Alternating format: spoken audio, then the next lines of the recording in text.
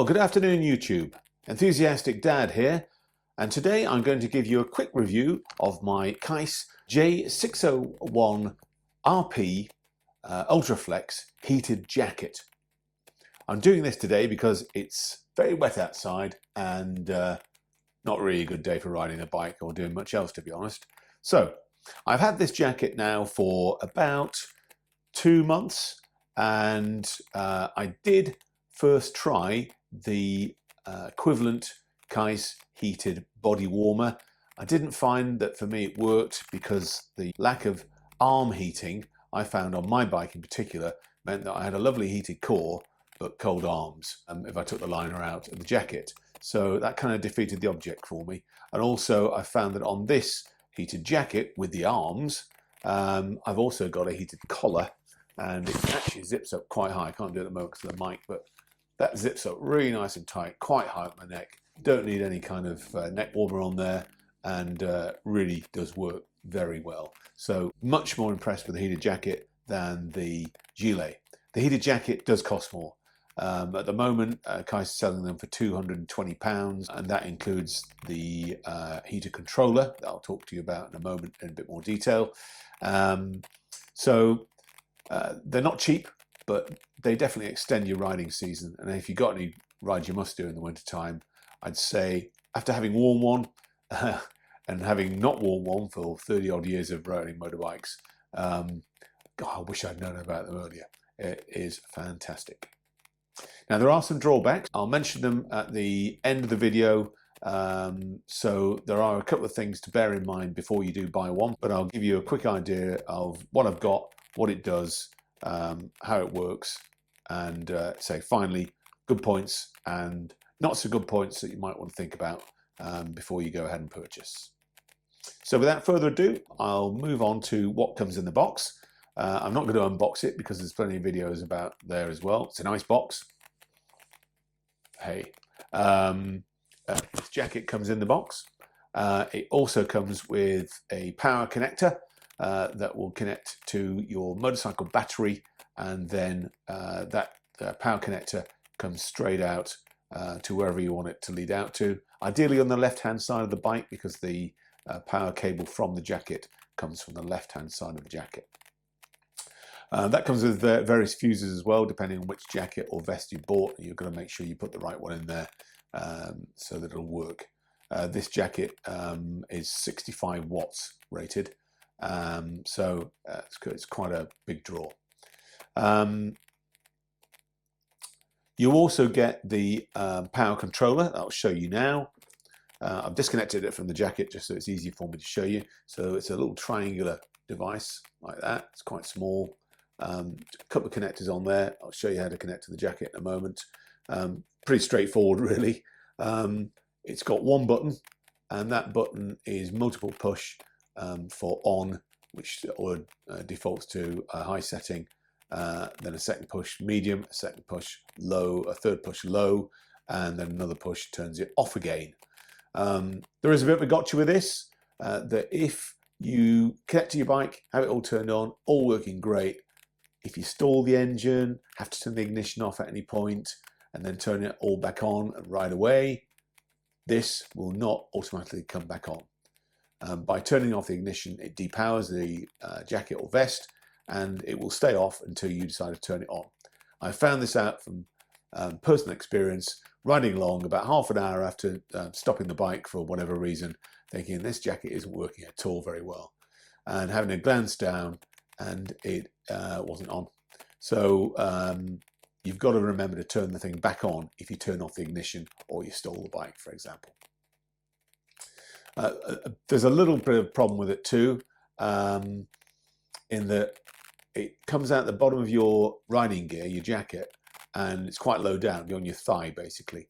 Now for me personally, it's quite hard to look down there when I'm riding the bike because I've got a helmet on, and it doesn't come out that far, so it's almost impossible to see the thing.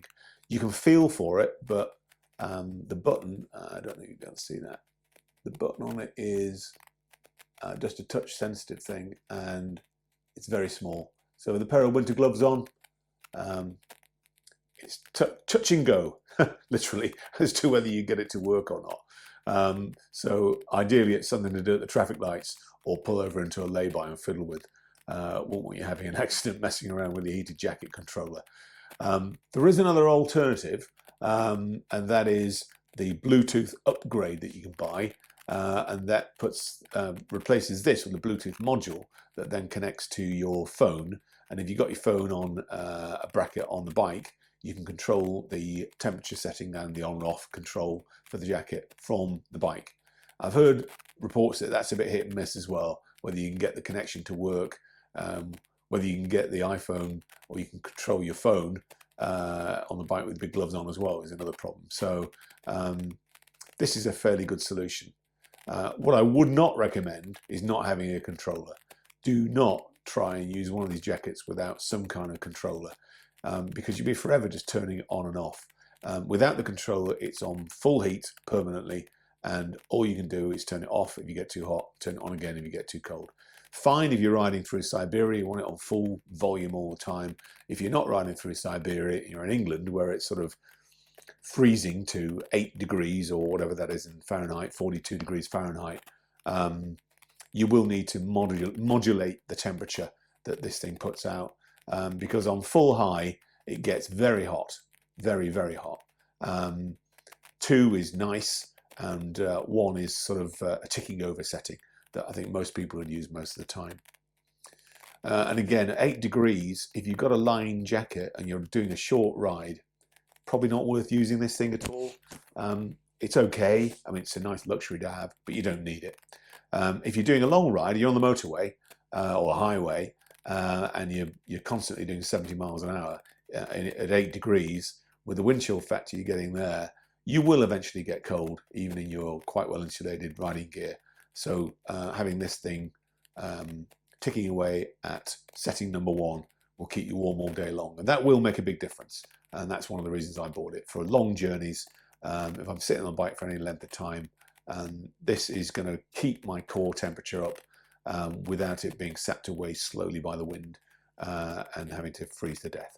So definitely a good idea to get a controller, because you will need it. I also bought an extra bit of kit for my particular setup. This is the power connector that is pretty much standard for all of the connectors, but on the other end I've got the DIN connector, which will work on a BMW bike or any other bike with a DIN socket, and that is fused as well. So that works quite well. I'll tell you more about that in a minute or two.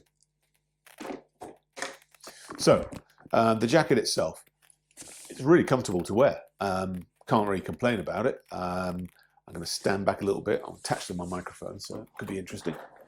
There we go. So there we go.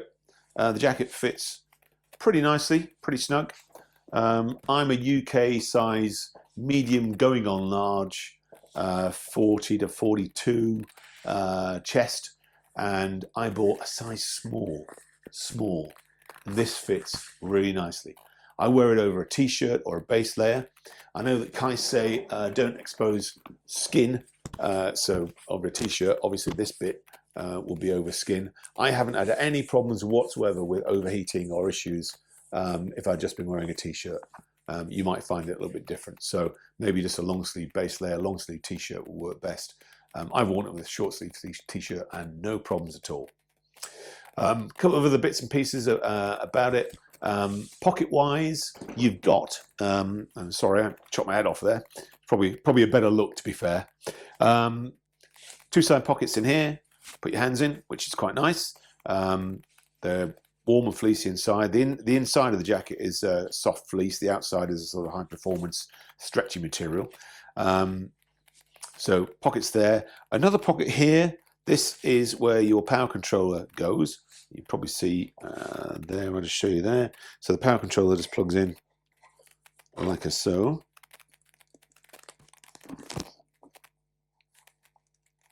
There you go. And that then dangles out of your pocket. You can close the pocket up and have it dangling. And as I see there, it doesn't dangle very far down your leg. So when you're riding the bike, it just appears out of the bottom of your jacket. So it's okay. and it's on the correct side of the bike. At least you know your throttle hand is still on the bike, but you can't see it really. It's hard to see, so that is a bit of an issue. The power controller itself, I'll just unzip this. The power cable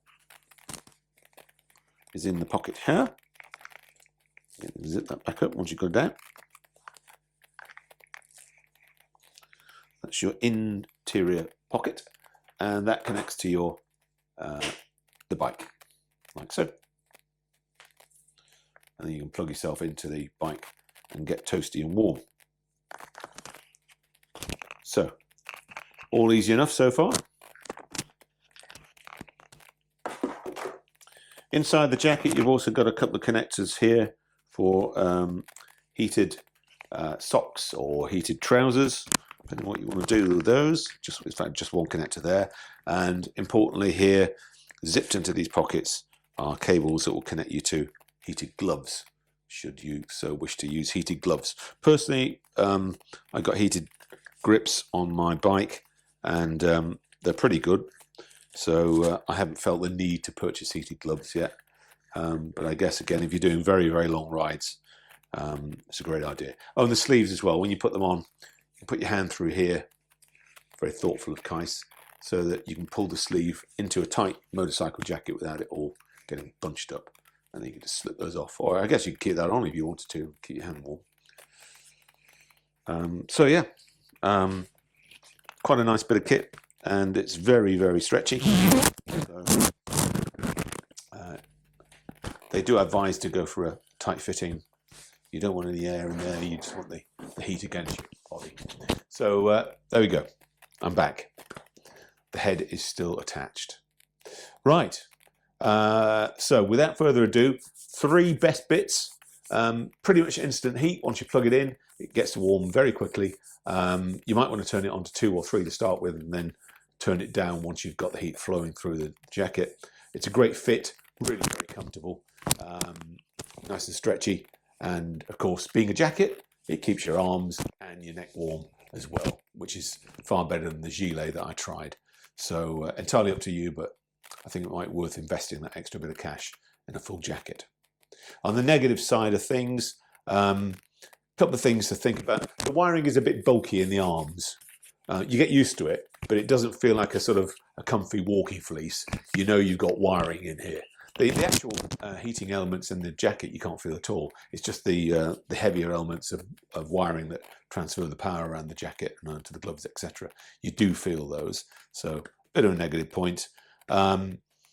This can't be battery powered, unfortunately. Now the gilets can, the body warmers can, that Keis make and use their own power packs, or another one, I guess.